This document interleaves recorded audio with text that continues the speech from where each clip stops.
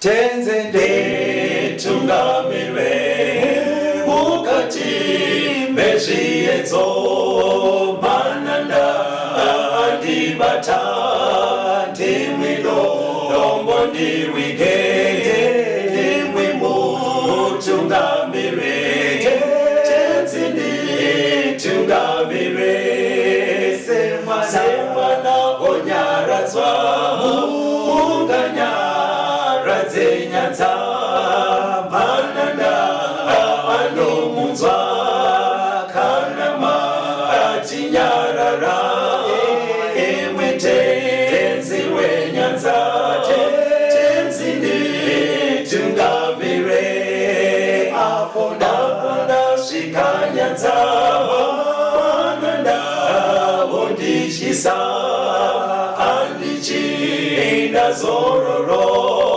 ndotsamira kune mwenga andinzwe imwi moti ndinokutungamira. Kwaziwai vateereri, tinomuchingamidzai kuchirongwa The Second Coming of Christ chamunopiwa naPastor Gift Rhodzi wekuNorth Zimbabwe Conference of the Seventh Day Adventist Church pamwe chete naPastor Caston Betera vekuEast Zimbabwe Conference of the Seventh Day Adventist Church. Mustudio nhasi tina Proclaim Rhodzi ari kutiisira musign language. Mufundisi, kwanisai vateereri. Vateereri, tinokuchingamidzai. Tinoda kutenda uri kureva tiinayo nhasi ine musoro wenyaya unoti munamato waDhaniel. Mufundisi. Vateereri, tichiri mubhuku raDhaniel ndo ratiri kudzidza. Saka mufundisi vachativerengera mavhesi kubva kuna Exodus chapter 25 verse ya 8.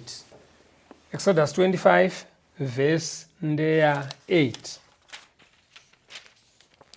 Verse 8. Ngavandiitire nzvimbo tsvene kuti ndigare pakati pavo. Pfungwa yenzvimbo tsvene yatiri kudzidza kuna vanga vachiteedza chirongwa chino ichi kwemamwe mavhiki apfuura.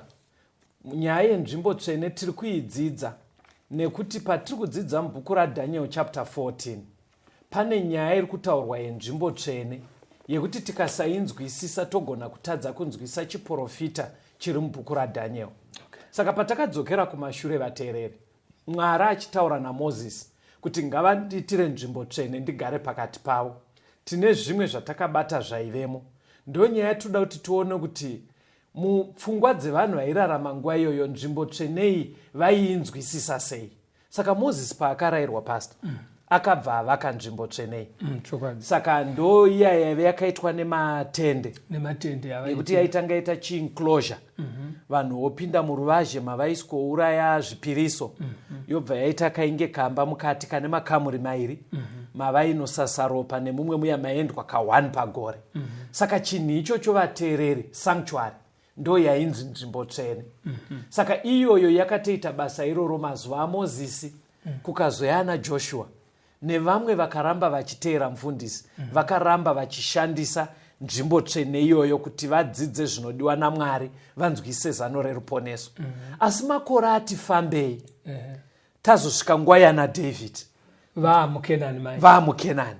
Ndoda kuti munzwe pfungwa yakauya ina David amambo kwaIsraeri. Ane pfungwa yaive nayo ndoda kuti muerengero vateereri pana 1 Chronicles 17 verse ya 1 to 4. 1 Chronicles 17 verse ya 1 to 4. Makoronike ekutanga 17 verse 1. Zvino Dhavhidhi wakati agere mumba make, Dhavhidhi akati kumuprofita Natani, tarira, ini ndigere muimba yomusidhari, asi areka yesungano yaJehovha igere pasi pemicheka. Natani akati kuna Dhavhidhi, itai henyu zvose zviri mumwoyo menyu, nokuti Mwari unemi. Zvino nousiku ihwohwo shoko raMwari rakasvika kuna Natani richiti, enda undoudza Dhavhidhi muranda wangu uti, iwe haungandivakiri imba mandingagara. Saka David amambo akabva aita pfungwa yekuti iyi sanctuary yaMwari, vanhu tese zvatakugara mudzimba wani, yenge ati sakarei. ndadi kuchivakira Mwari sanctuary asi yemadziro chaiyo yezvidhina. Ndopfungwa yaari kuita. Pfungwa yakauya naDavid. Saka muri kuona kuti ini kwandiri akaita pfungwa dzakanaka. Dzipfungwa dzakanaka. Because zvazvaitika imwe yenge yagara kwemakore. Matende acho avaishandisa. Matehwe aya avaishandisa nematende aya ariwo avanongoramba vachidzika vachisimudza vachidzika. Saka munhu wese pataimi iyo mufundisi anga augarawo mumba chaimo. Animazona. Saka hakuna mumwe munhu akamboita pfungwa yekuti aikazve pataigara mumatende sanctuary yaive yetende. Izvinota mumba irungoramba ichingori yetende. Saka ndopari kunzi David akabva ati hazvina unaka izvi ngandivaki asi akarambidzwa. Chii chakaitika? Mwari anoti kuna David iwewe nemaoko ako zvawakabata ropa rakawanda, right, haungandivakire iwe, haungandivakire kunyangwa hako wakatendeuka zvakaipa zvako tikakuregerera uri munhu anodikanwa neni, yes, asi sanctuary haungandivakire iwewe, right.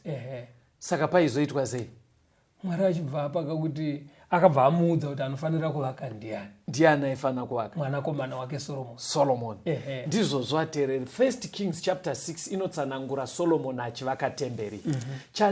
Chatinoda kuti muone muchidzidzo ichi vateereri, kuti muone mastages esanctuary, kuti yatanga iri yemurenje yematende, patakasvika panguva yaSolomon yakazovakwa ikaita yemadziro chaiwo ezvidhina nematombo.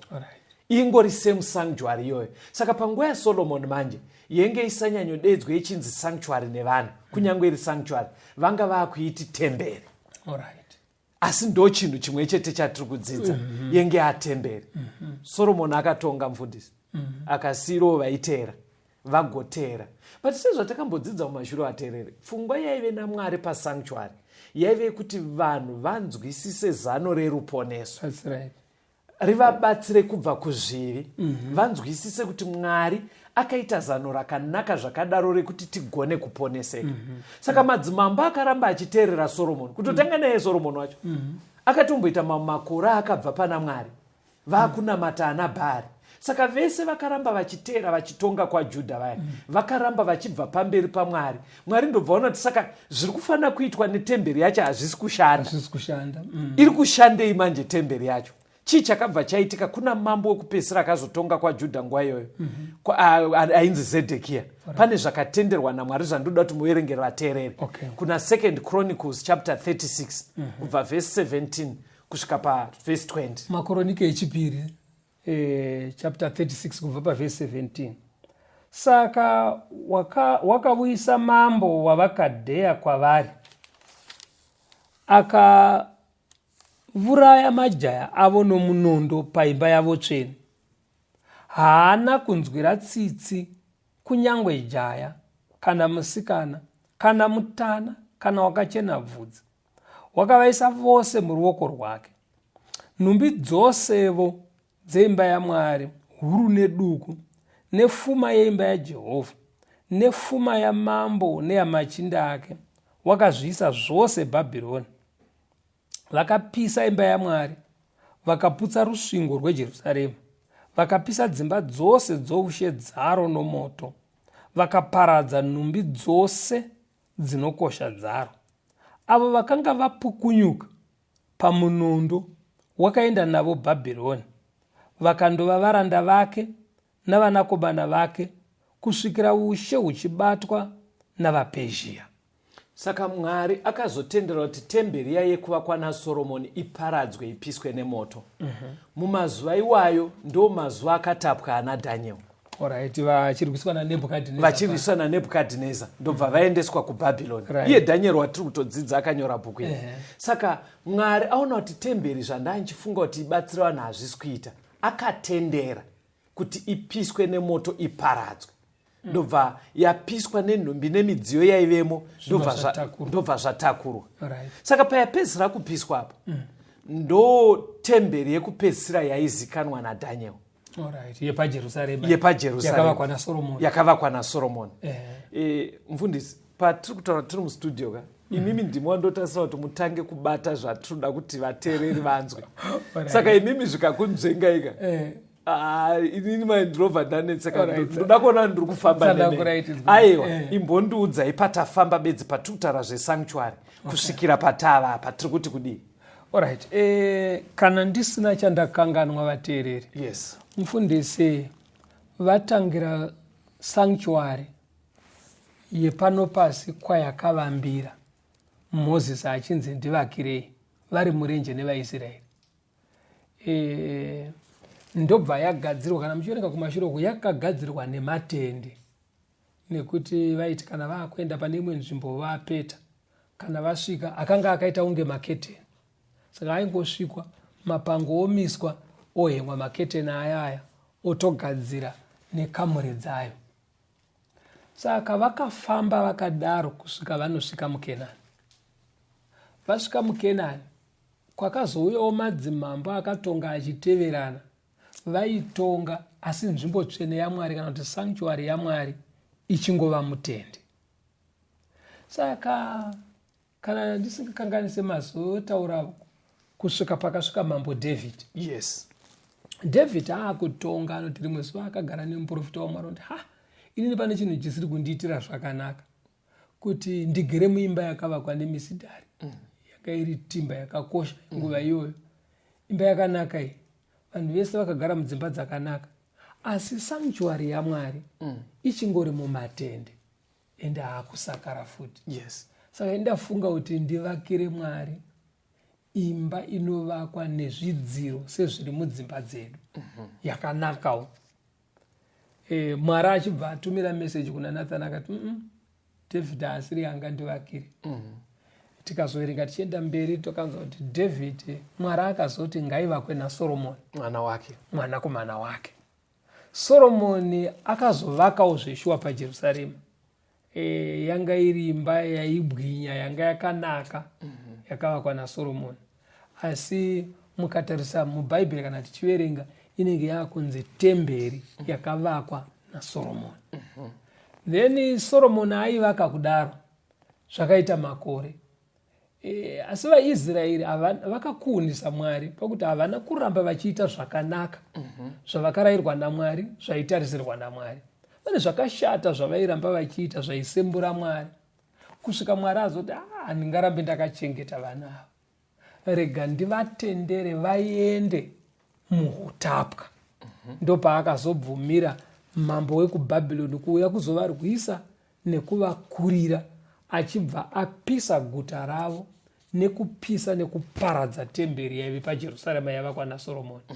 Saka vamwe vakasara vari vapedyo, vanosanganisira vana Dhanieri neshamwari dzake, vakatakurwa kuendwa navo kuBhabhironi. right, Asi mupfungwa dzaDhanieri aiti kana achifunga nezvenzvimbo tsvene, airangarira temberi yakavakwa naSoromoni, yaive yapiswa nemoto. right. Ndizvozvo chaizvatere. Saka toda kuti muchiverenga Jeremiah 25 verse 11. Jeremiah 25 verse ya 11. Tinzwe kuti Mwari aive neplani ipi netemberi kana kuti sanctuary yake. Alright.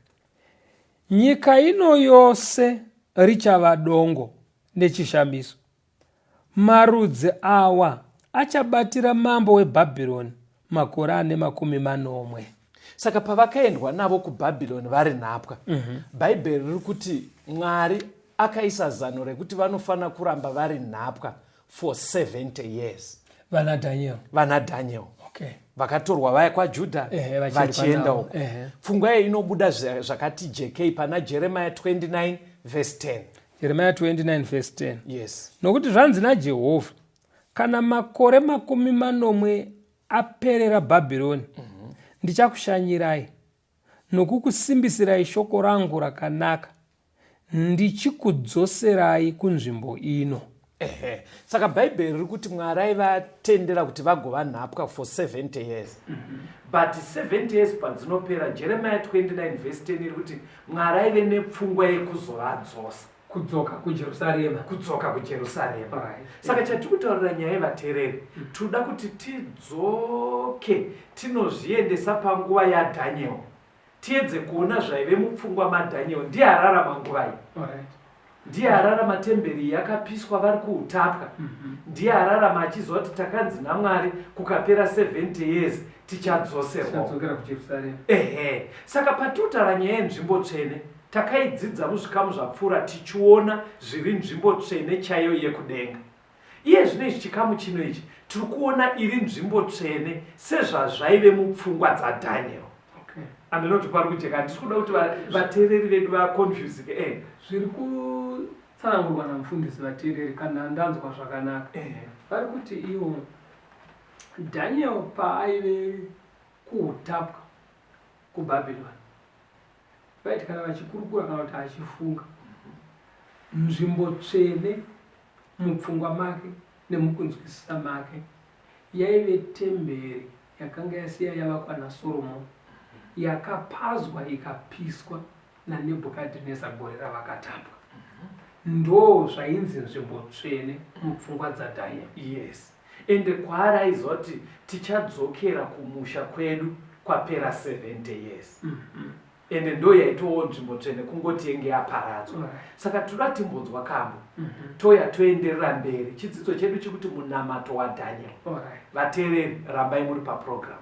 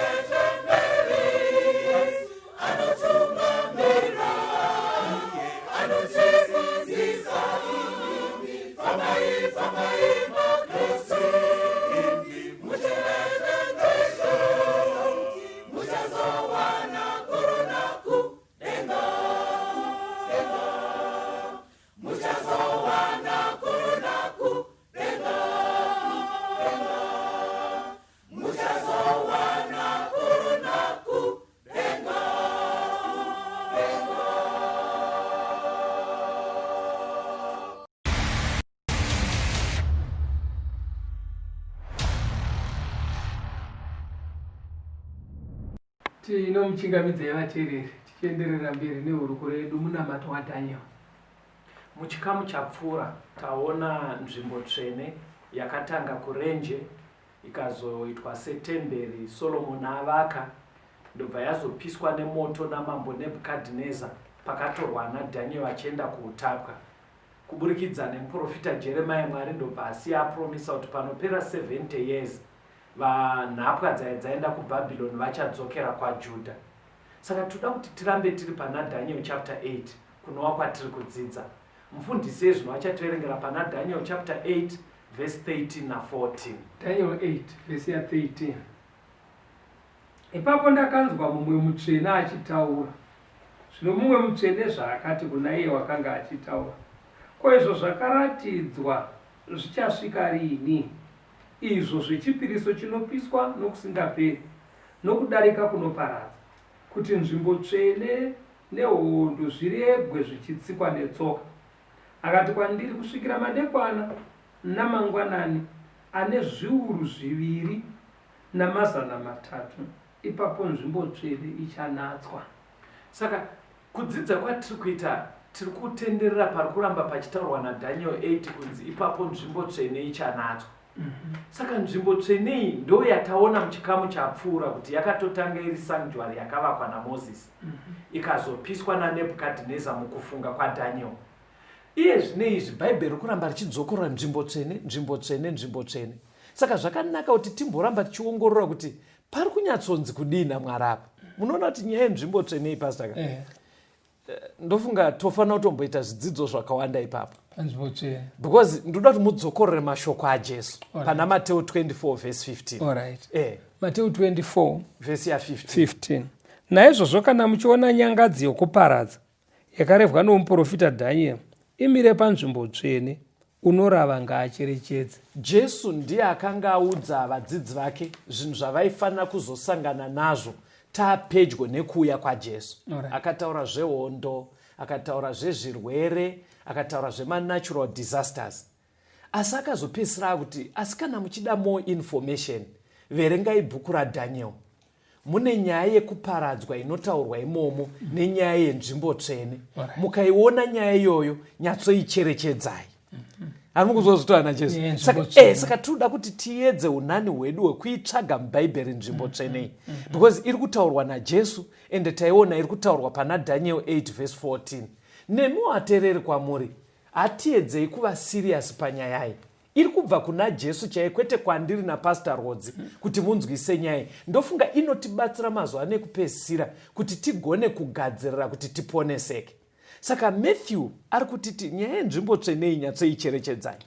Saka Daniel paakaiudzwa pastor, ndoda kuti muverenge futi verse 14 ngoidzokororai pana Daniel 8. Mamabvapo ipapo? Tinogona kudzokera. Dzokerai.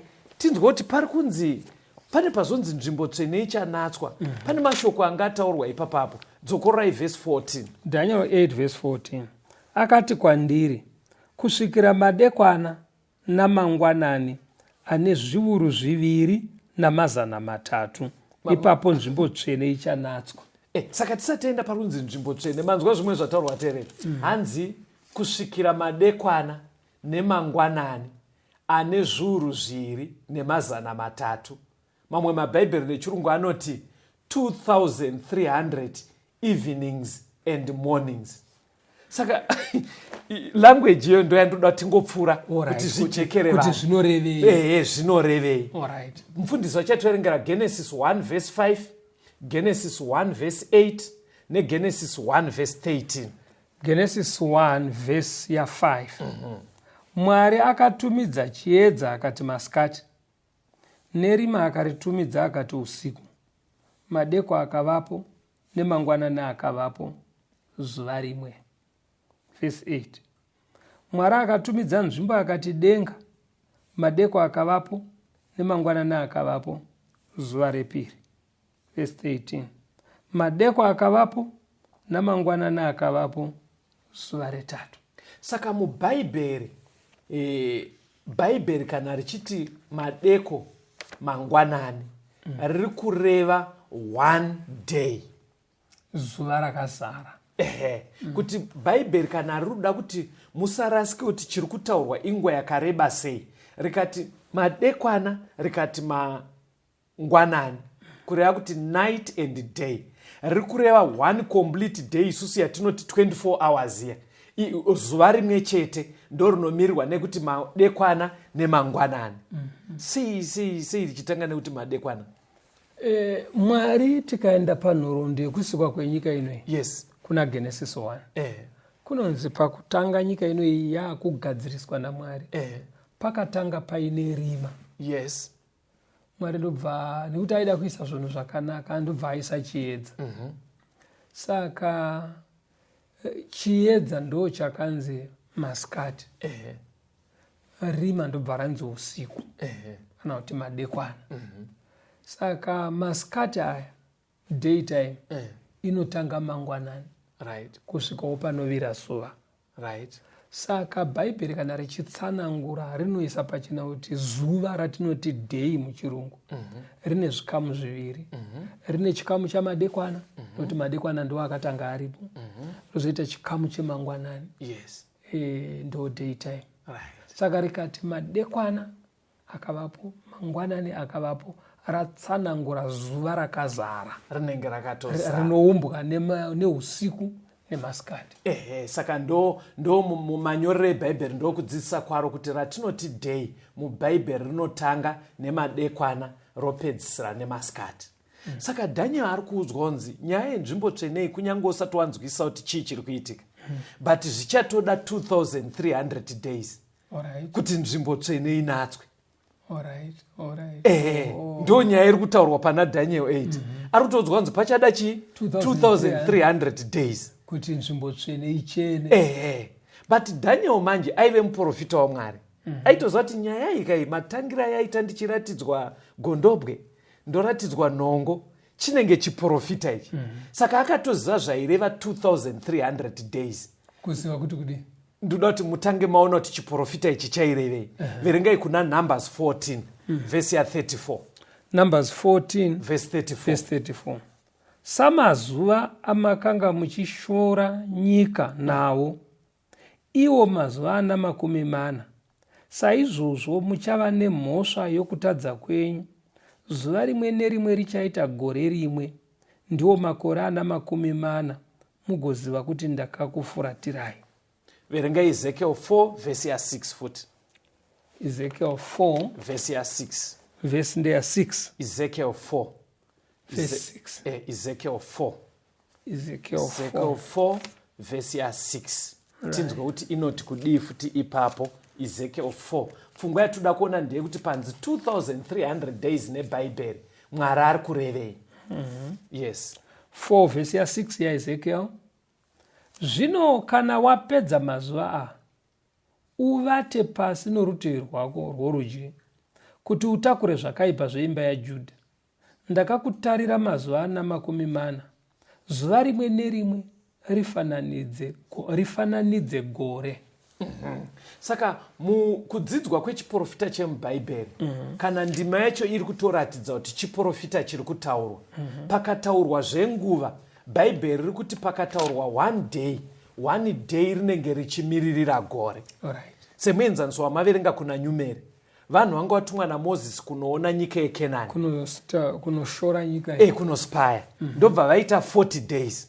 But pavakadzoka vamwewo vakanyunyuta kuti hatimboigone nyika iyoyo. Mwari ndobva atsamwa.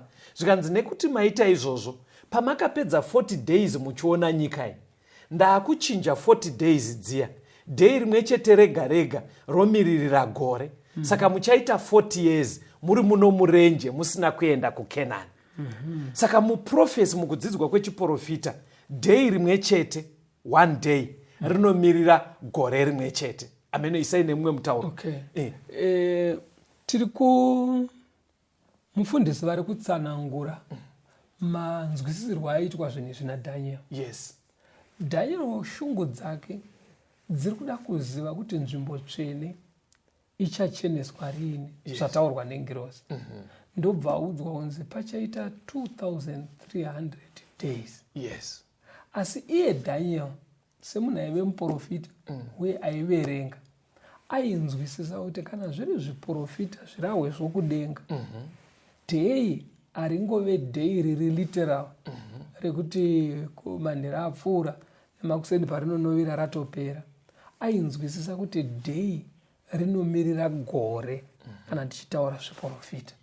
Saka dhei rimwe chete richimirira gore, kureva kuti 2300 days padzakataurwa kuna Daniel, mupfungwa make makanzwisisa kuti zviri kurehwa 2300 years. Exactly.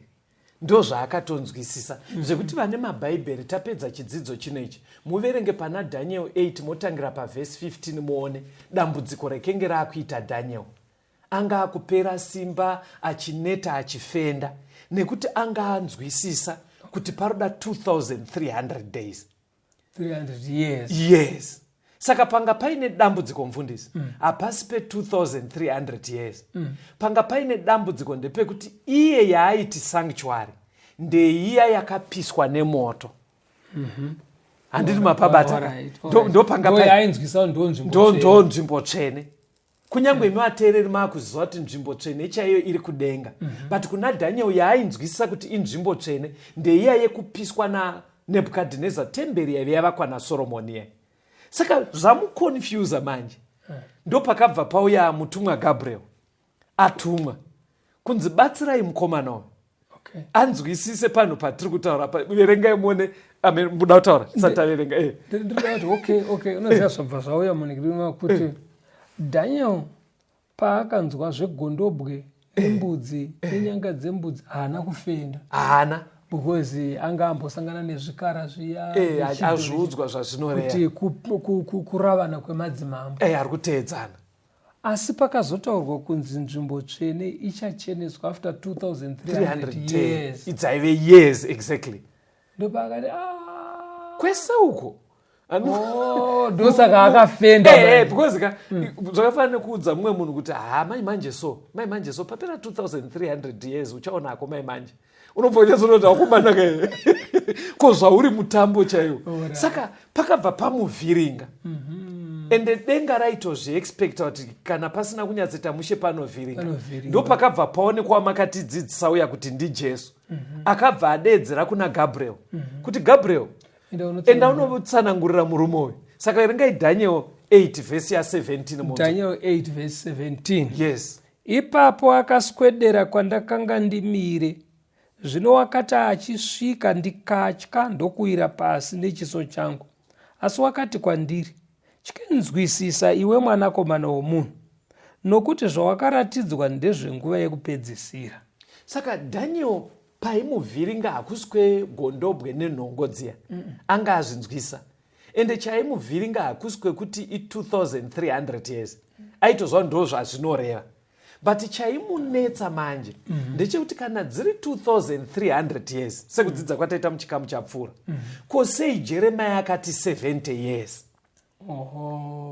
Kwaari nzvimbo tsvene ari kufunga iya yekuvakwa naSoromoni. Saka kana zviri kutaurwa namufundisi vateereri, vari kuti Daniel mukufunga kwake aiti panopera 70 years dzekwaJeremiah tiri kudzokera kuJerusarema, kunzvimbo yedu tsvene. Kana tadzokera ikoko nzvimbo tsvene iyaya ichanovandudzwa, ichanovakwa patsva, yonatsiridzwa kuvakwa kwetemberi panyowani. Kuvakwa kwetemberi panyowani.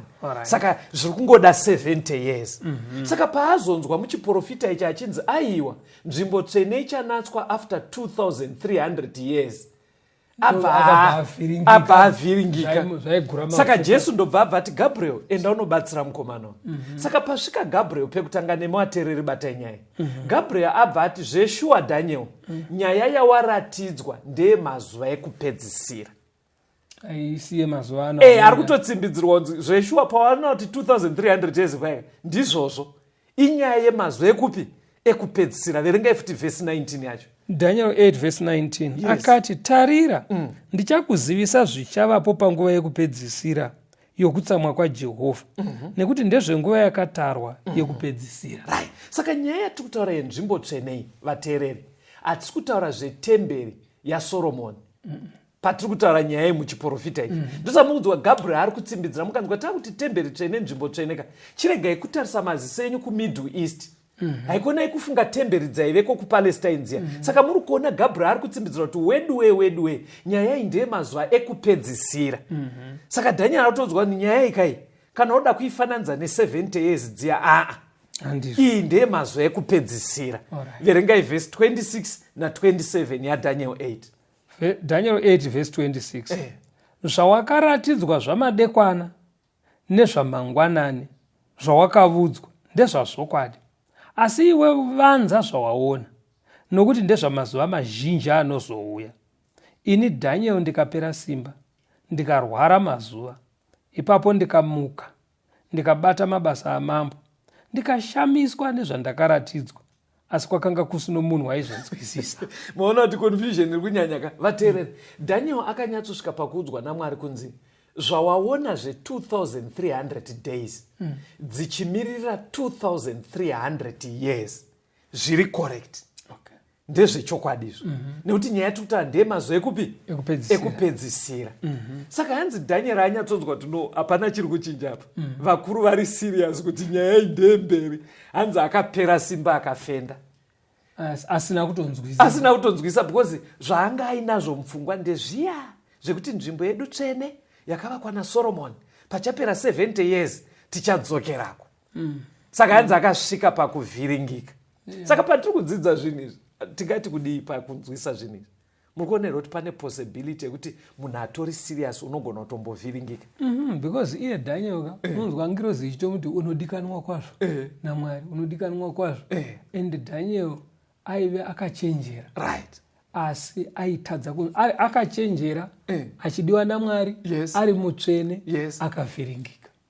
Chiri kuita kuti avhiringike vateereri, kuitira kuti patakudzoka tikanzwa kambo munyatsobata, ari kuramba akachengeta zvaainazvo mupfungwa, zvaari kufunga kuti ndo nzvimbo tsvene iri kurehwa.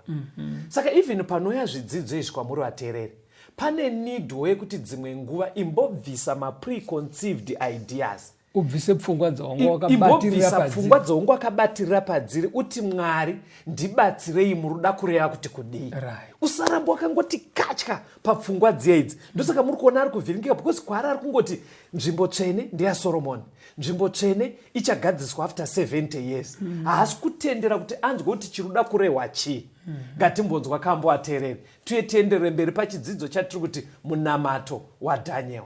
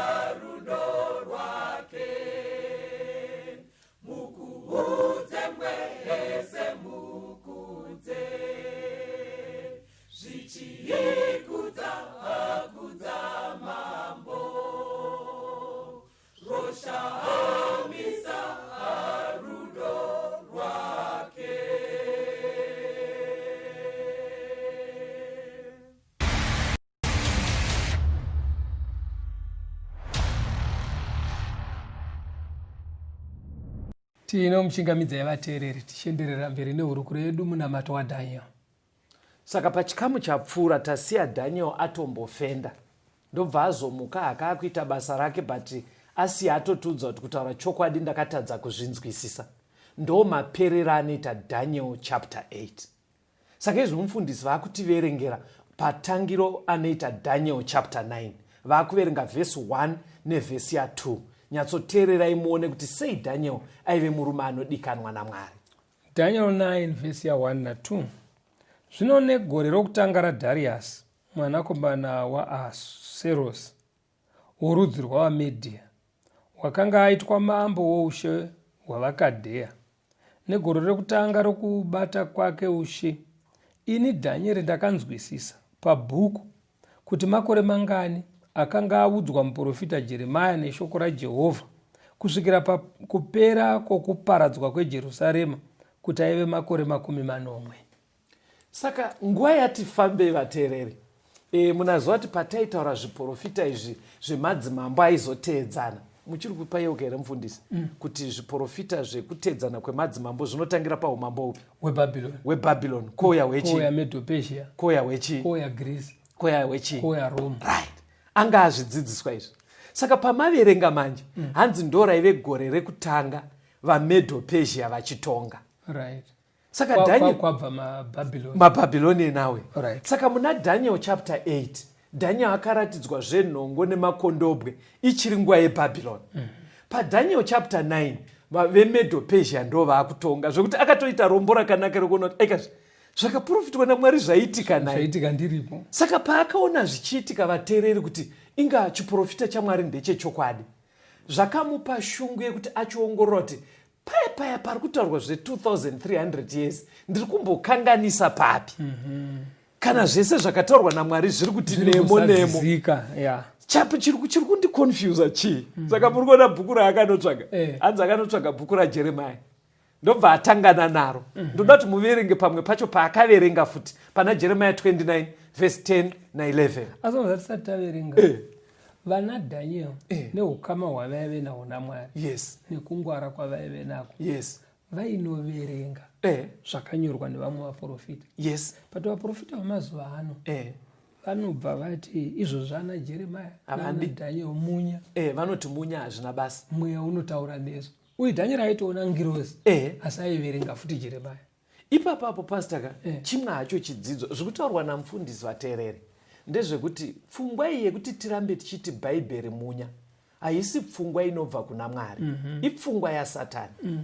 Daniel aitaura nevatumwa, Daniel aitaurwa naye nenzira dzinoshamisa naMwari, asi panyaya yekuti anzwise zvichidiwa naMwari aisvika panguva yekutorawo bhaibheri raiveko mazuva iwayo otoverenga zvakanyorwa nevaprofita vani vaMwari. Saka ipfungwa yekuti panomuka munhu ozviti muprofita waMwari oti hatirambidze hedu bhaibheri, munhu unogona kuverenga bhaibheri uri kumba, asi kana taapaungano bhaibheri hatidi, tinopiwa straight nemweya waMwari. Pfungwa iyoyo haibve kuna Mwari. Kutaura chokwadi vateereri, ipfungwa inobva kuna Satani.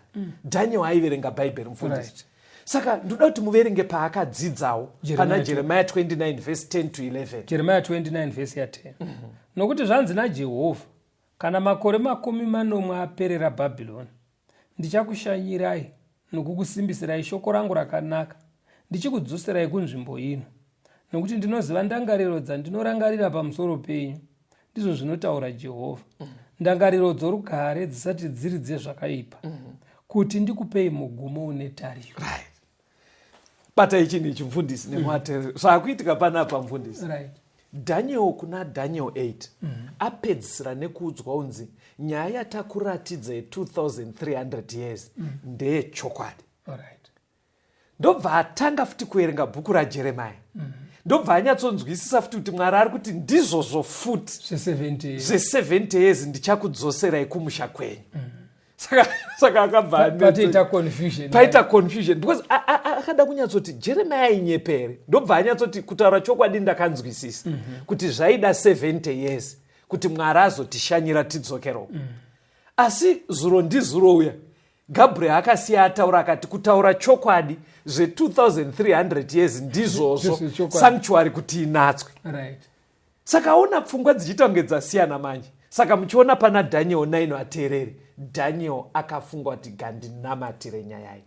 Inzwai vateereri, mukaita zvimwe zvinhu zviri kukuconfusai even pazvidzidzo zvatiri kupakura izvi. Namatai kuna Mwari.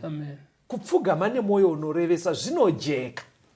kuti nhai Mwari ndepapi chaipo patiri kuita kunge tiri kutadza kunzwisa. Hanzi akabva atanga kunamata kuti Mwari ndibatsirei. Saka tapa chidzidzo chino kuti munamato waDaniel ndo pabudira musoro wenyaya kuti tiedze kuona kuti ari kunamata kuti zviita sei zvinyatsa kujeka, kuti Mwari ndibatsirei zvinhu zvijeke izvi. Asi unoziva kuti usati waenda mberi kasitoni, pane chimwe chinhu chandidzamira pana Daniel. Kuti Daniel anopinda panguva yekunamata nekutsanya, haasi kunamatira kuti itai kuti project yangu yehuku ibudirire, haasi kunamatira kuti mundo wemadomasi uite zvakanaka. Ari kunamatira achitsanyira kunzwisisa shoko raMwari. Dai vateereri, pane pamwe panondiremera mufundisi panyaya yemataura iyi. Tinopa vanhu nhare dzedu, saka zveshuwa vanhu vari kutodzishandisa mibvunzo ichiuya. Imwe yacho inotosvika panhare yandinayo. Saka dzimwe nyaya dzinouya ipapo vanhu ivavo hakusi kwekuti vari kukanganisa, but ndaida kuti wakumbira kuti zvamataura izvi vazviwedzere. Anogona kungotanga nekuti mufundisi, ndakatora nhamba dzenyu idzi padzakadeedzerwa pachirongwa, ndokumbira ndinamatirewo zvinhu zvangu zvese zvandiri kungobata hazvisi kumbofamba. Anongona kuti zveshuwa arida kuti Mwari adi, but ukatasa mwe mibvunzo iri kubva kuvateererwa hainei nekunzwisisa shokoba. Aiwa, iri kungoda bedzi kuti ndikomborerwe. Mufundisi ndinamatirei? Mufundisi munonamatira here? Woti tinonamatira. Chii chanetsa? Onzi project dzangu hadzisi kumbofamba, mari yangu haimbodii. Zvekuti vashoma vanoita pfungwa iyi iri kudiwa neBhaibheri yekuti vateerere ngatimbonamatirai kunzwisisa zvinodiwa naMwari, torarama sezvaanoda. Verengerai vateereri vedu pana Daniel 9 verse 3 na4. Daniel 9 verse 3 na4. Ndikarinzira chiso changu kuna She Mwari, ndikamutsvaka nokunyengetera, nokukumbira, nokuzvinyima zvokudya, namasaga namadota. Ndikanyengetera kuna Jehovha Mwari wangu, ndikazvireurura zvivi ndikati, haiwa Ishe, Mwari mukuru unotyisa, unosimbisa sungano yake nenyasha dzake kuna vanomuda, vanochengeta mirayiro yake. Daniel aizoti chimwe chinogona kuita kuti vanhu vafuratirwe naMwari. Sezvatakaita izvi kuti taanapwa kuBhabhironi, kusatya Mwari nekuchengeta mirayiro yake. Muri kupanzwa here vateereri? Usati wangoti Mwari ndikomborerei, Mwari anokomborera. Musazofunga kuti hazviko kuna Mwari kukomborera, anokomborera. But chimwe chinogona kudaro chiri kutokonzera, imi munobva mati jambwa vateereri, vamwe moti minyama. Chimwe chiri kutodariswa vateereri ndokukumbirisai, imboongorora life yako, uone kuti wongochiita here hanya nekuchengeta mitemo yaMwari, une hanya here nekuteerera zvinotaura Mwari. Saka hanzi naDhaniel panapa, Mwarika, imimi kutaura chokwadi munokomborera vanokutyai vachichengeta mitemo yenyu. Verengai verse 10 na 11 yacho yaDaniel 9. Daniel 9 verse 10 na 11. Uye hatina kuteerera inzwi raJehovha Mwari wedu, kuti tifambe nemirayiro yake yaakaisa pamberi pedu navaranda vake vaprofita. Zvirokwazvo vaIsraeri vose vakadarika murayiro wenyu, vachitsauka kuti varege kuteerera inzwi renyu. Nemhaka iyo kutuka kwenyu kwakadururirwa pamusoro pedu, nokupika kwakanyorwa mumurayiro waMozisi muranda waMwari, nokuti takamutadzira. Zvikanzi chakaita kuti Mwari mutifuratire kudai tive nhapwa, hatina kuteerera murayiro wenyu. Ende ari kutobvuma iye aichengeta mutemo waMwari, but ari kuti corporately, ndoti kudi ari kuti tiri pamwe chete saIsraeri yese, tiri kukutadzirai. Saka maona zvasvika chimiro ichi. Mamwe mavhesi tikuita tichaajambe emunamato, toda kuti muone munamato wake. Verengerai vateereri verse 16 na 17. Daniel chapter 9 verse 16. Haiwa Ishe, nokuda kwekururama kwenyu kwose, ndinokunyengeterai kuti kutsamwa kwenyu nehasha dzenyu zvidzorwe paguta renyu reJerusarema, iro gomo renyu dzvene, nemhaka yezvivi zvedu uye nemhaka yezvakaipa zvamadzibaba edu. Jerusarema navanhu venyu vakaitwa chinhu chinoshorwa pakati pavose vanotipoteredza. Naizvozvo zvino, imi Mwari wedu, inzwai kunyengetera kwomuranda wenyu nezvaanokumbira. Muvhenekere chiso chenyu panzvimbo yenyu tsvene yavadongo nokuda kwaShe. manzwa kuti akuita achidudza ka ari kunamatira kuti Mwari vhenekerai chiso chenyu panzvimbo yenyu tsvene yavadongo. Zvobva zvachinyatsoisa pachena kuti nzvimbo tsvene inge iri mupfungwa maDhaniel iJerusarema yenge yadongo yapiswa naNebhukadhineza. Saka kwaari ari kuti Mwari makati tinodzoka after 70 years. But Gabriel atsimbidzira akati kutaura chokwadi zvinoda 2300 years kuti nzvimbo tsvene inatswe. Saka chii chiri kuitika Mwari? Saka ari kukumbira kuti Mwari wedu kamurewo makora asawandise kuti vizitirewo zveshuwa onai nzvimbo idongo iyi. Pane paanozonyatsodudza pandinoda manje pavhesi ya18 na19 mufundisi ya Daniel 9. Yes. Haiwa Mwari wangu, rerekai nzeve yenyu munzwe, simudzai meso enyu, svinudzai meso enyu, muone kuparadzwa kwedu neguta rakatumidzwa zita renyu, nokuti hatisvitsi mukumbiro yedu pamberi penyu nokuda kwezvakarurama zvedu, asi nokuda kwenyasha dzenyu huru. Haiwa Ishe, inzwai. Ishe, kanganwirai. Ishe, teererai. Muite, regai kunonoka nokuda kwenyu, imi Mwari wangu, nokuda kweguta renyu navanhu venyu vakatumidzwa zita renyu. Chema. Hanzi Ishe inzwai. Ishe kanganwirai. Ishe teererai. Regai kunonoka. Ari kuti Mwari kana muruda kuti dzichita 2300 imi makamboti 70. Tapota tiregerere. Ani mazona manje ari kunamata because angaine pfungwa ye70 ende kwaari Jerusalema ndo nzvimbo tsvene. Right. Saka achipedza kunamata kudaro, chiverengerai vateereri pavhesi ya20 na21 ya Daniel 9 chapter 9. Zvino ndakati ndichataura nokunyengetera nokuzvireurura zvivi zvangu nezvivi zvavanhu vangu vaIsraeri, nokuisa kukumbira kwangu pamberi paJehovha Mwari wangu pamusoro pegomo dzvene raMwari wangu. Ndakati ndichataura pakunyengetera, uya murume Gabriel wandakanga ndaona pane zvandakaratidzwa pakutanga, ndaneta kwazvo. Wakasvika kwandiri nenguva inenge yechipo chamadekwana. Saka Mwari aona kuti Daniel ari serious, but anga achipotsa kunzwisisa kwake. Kunzwisisa kwake anga achipotsa. Varere kuti nzvimbo tsvene ari bata, but kwaari nzvimbo tsvene iJerusarema. Yeti mukudzidza kwatakaita chidzidzo chapfuura nemuateereri maakuzviziva, nzvimbo tsvene yaitorehwa nendimai isanctuary yekudenga. Iye aifunga kuJerusarema. Saka ari kunzi 70 years dziya dziri right, 2300 dziya dziri right. But pachiprofita chaDaniel 8 nzvimbo tsvene yairehwa yenge isiri temberi yekuvakwa naSoromoni yakapiswa nemoto. Ndo paanga achipotsa. Saka kupotsa kwaari kuita ndokapotsero kaaita. Imimi manje vateereri chibata ichi nechi. Patiri kudzidza zvesanctuary nzvimbo tsvene yanzi naJesu dzidzai. Chiregai kutarira kuIsraeri kuPalestine kuya kwaive netemberi yaSoromoni. Chiregai kutarira kumwe kunhu kana kumachechi kwatinopindira. Iri kunzi nzvimbo tsvene muchiprofita chinechi isanctuary iri kumusoro kudenga. Saka panapa Gabriel akatotumwa kuti amubatsire anzwisise kuti nyaya iyi ita so mani Daniel ubate nyaya ndoshungudza ndinadzo mustudio pastor. Pamaidzisa kuti nzvimbo tsvene ichachenutswa ichadi chidzidzo cheya. Shungu dzine Bible ndedzekuti vateereri itai so kani mubate kuti isanctuary iri kudenga. That's right. Ndo yairehwa pandima apa. Munozwa kuti pandutaura nyaya iyi ndoda kuti muzoerengera vateereri vhesi rekupedzisira. Munoziva kuti kuchine vanhu vekutoti vane tariro kusanctuary yaive kuIsraeri kuPalestine. Zvekutoti patinotaura nyaya zvivi vanogona kutoita pfungwa dzekuti tikazviendesa kuIsraeri iyo yekuti tabuda muAfrica kuPalestine kuya. Saka uri kuti vanhu vanokwira ndege kuenda kuIsraeri mupfungwa mavo vari kuti ndo kunobva vanogona kuda kungonoona kushanya hakuna kuipa.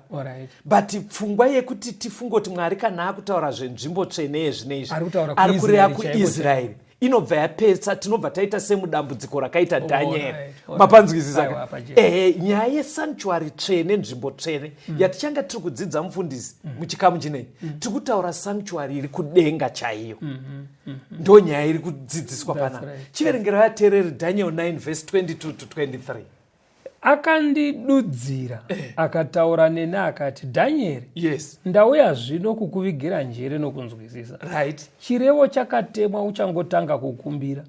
Zvino ndauya kuzokuudza nokuti uri murume unodikanwa kwazvo. Yes. Naizvozvo funga shoko iri unzwisise zvawakaratidzwa. Saka Gabriel ari kuti, Daniel, nyaya iyi ndati ndiuye ndikubatsire.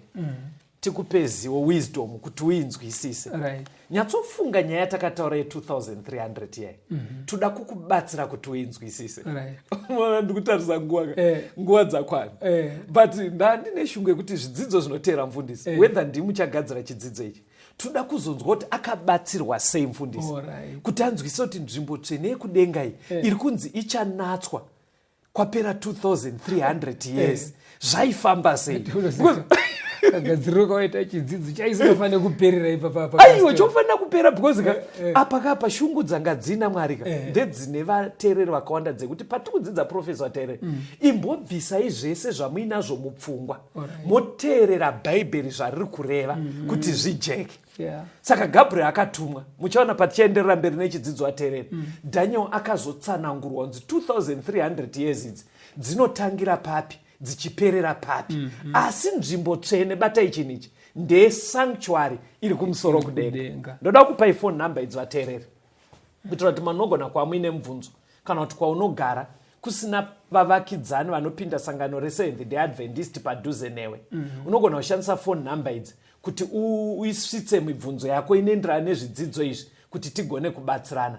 Munoshandisa 0775 460 175, 0775 460 175, kana kuti 0716 452 086, 0716 452 086. Pastor Oneka iva tinotenda vateereri nekuva nezuva chirongwa. Mwari amitire zvakanaka tigosangana muchikamu chinoteera. Tenzende tungamire mukati mezviedzo mananda andibata ndimwino nombo ndiwike ndimwimu tungamire tenzende tungamire semana onyaradzwa zenyanza mananda anomunzwa kana matinyarara emwete tenzi wenyanza tenzini tungamire apo ndasvika nyanza mananda vondishisa andichienda zororo Mira kune